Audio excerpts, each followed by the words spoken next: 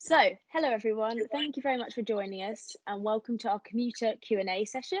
I'm Caitlin Neal. I'm a second year criminology and security studies student and I'm going to be hosting this session. Today we'll be covering a variety of useful tips on commuting to university. I'm joined by several lovely panel members.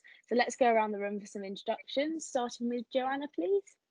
Yeah, hi everybody. My name is Joanna and I'm a third year biomedical science student at BCU. For my first 2 years, I lived in Birmingham and I commuted to university through walking. And in my third year, I live back in my hometown and I drive to uni and catch the train into uni. Thank you very much, Joanna. And please, Kate. Hi everyone, I'm Kate. I'm a second year student on the BA Applied Theatre Community and Education course, and I commute into uni via the bus every day.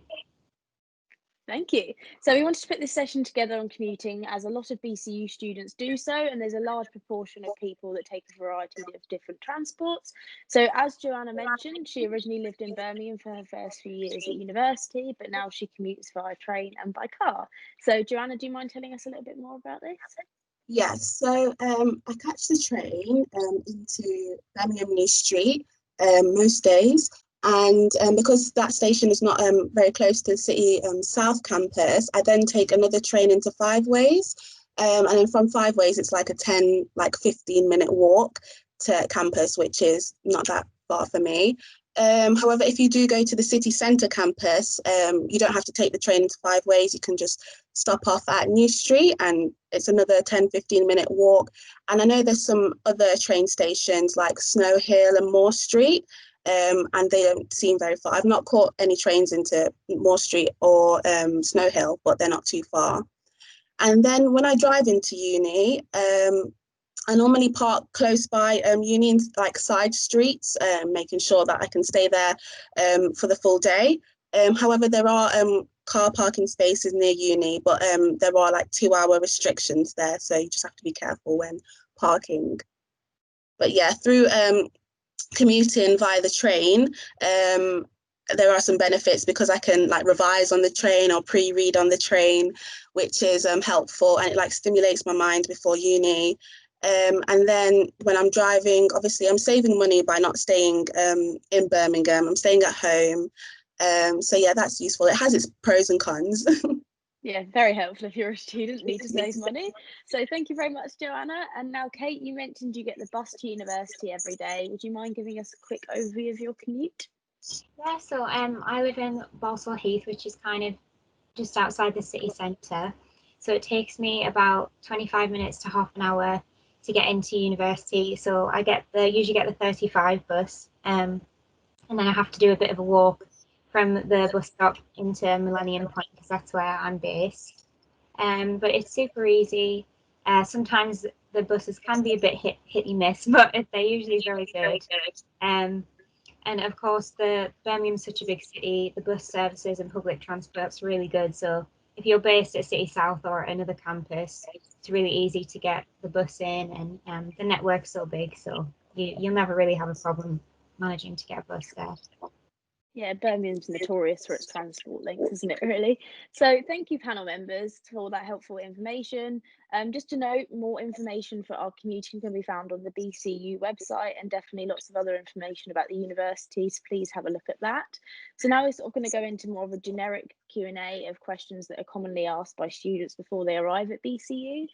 So the first one would be, where can I go for support for commuting into university? So Joanna, if you're okay to start with that. Yeah, so when you're looking for support, you can and if you have any questions there, then you can go and ask them, and I'm sure they'll be willing to answer your questions. And the transport team at the university as well, they can link you with good transport links as well. Thank you very much. And Kate, do you have anything to add? Or? I think Joanna's said it.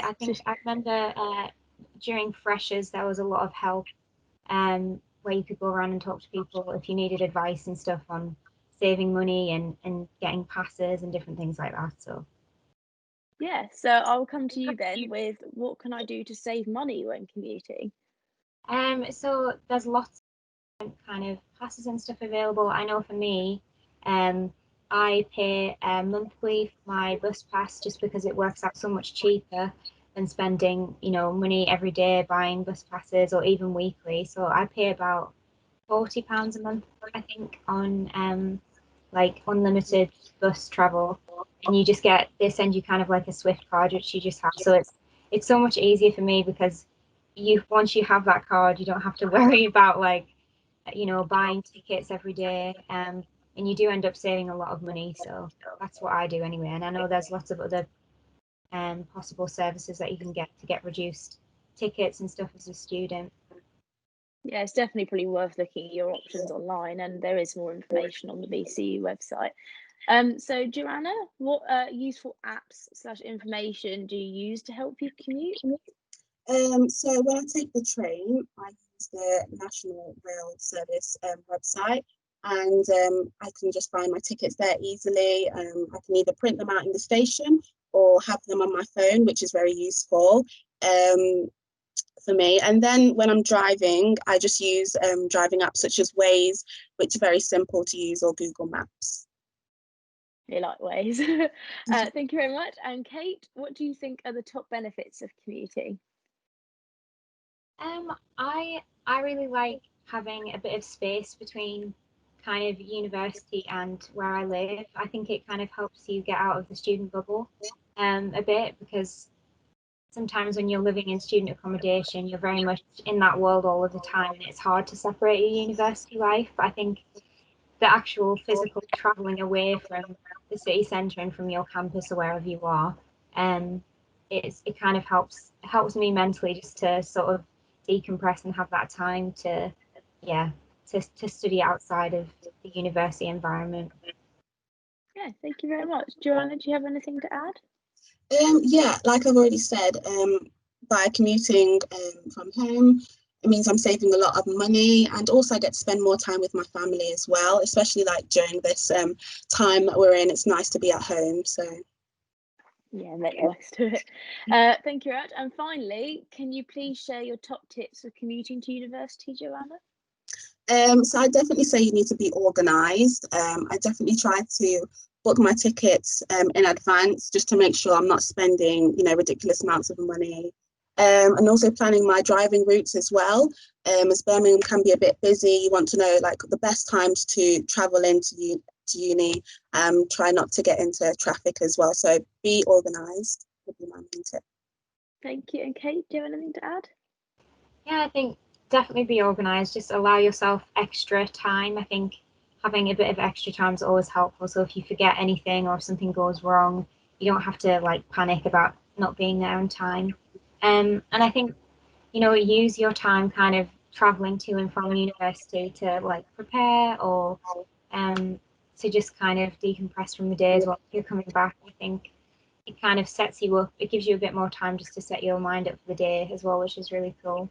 I also would say try to travel, especially on the bus and stuff, try to travel kind of as light as possible. Don't bring too much heavy stuff with you because it's really awkward. I know there's been a few times where I've had to bring a yoga mat in, and it's always like this sort of like juggling match. But yeah, so try and travel as light as you can because it just makes your life a lot easier. Thank you very much, both of you, they were the generic questions that everybody seems to ask. So we're sort of going to move on to uni mythbusters now.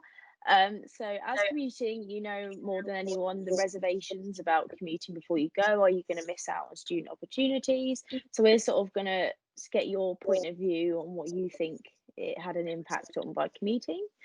So Kate, if you're happy to start, is it hard making friends with people who already know each other?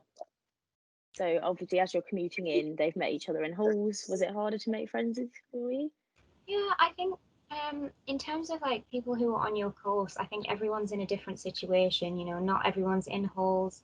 There's other people who commute as well. You're not like the only person who commutes in. So there's other people who can kind of identify and understand that you're in the same situation. And I think everyone wants to get to know as many people as possible. So it's not like, I know these people and I'm not going to talk to anyone else. I think everyone's very open to meeting new people and making friends, especially people who are having different experiences. And again, so they can get outside of their bubble of who they're living with and stuff. Like, it's nice to meet other people who have different kind of experiences of university. Yeah, thank you very much. It's very true. You just meet people with completely different experiences as you go in. So Joanna, have you ever been late to university because you're a commuter? Yes, I actually have been late to university. But like when I do arrive late, it's just kind to apologize to the lecturer, and if they do ask, just say what the reason was. But I try to leave in enough time just to prevent being late, because it's like sometimes a distraction to everyone else who's there. But yes, I have been late before. I think everyone's been late, even if they aren't a commuter, so don't worry. It's definitely first year thing as well. So this question's obviously a bit tentative at the moment, Kate, but how do you go on a night out whilst being a commuter? I think you don't have to miss out on that experience. I mean, obviously right now it's a bit tricky to navigate, but I think you can kind of plan ahead if you want to have a night out with friends and stuff, and you could potentially stay with friends, and also depending on kind of how far you have to travel, you could kind of plan it so you're not traveling too late and stuff, and then you can meet up with friends and get ready there and things before you go out. It's definitely possible still to have nights out and have a nice time and stuff, I would say. Yeah. And hopefully by the time everyone else comes next year, we'll have a bit more normality back. And the last myth is it really expensive? Which I think both of you have covered. Obviously, explore your options before you go. As a student, you want to save the most money. But yeah, do either of you two have anything to add? I think, yeah, just kind of shop around and make sure you know how to save money and stuff, and you're not kind of spending unnecessary money and things. But that's just a general student rule. Yeah, the same for everyone. So thank you. That brings us to the end of the session. Thank you very much for joining us, and we hope you found this commuter video useful. If you have any more questions, please obviously look at the BCU website or feel free to email. So yeah, take care and goodbye, everyone. Bye.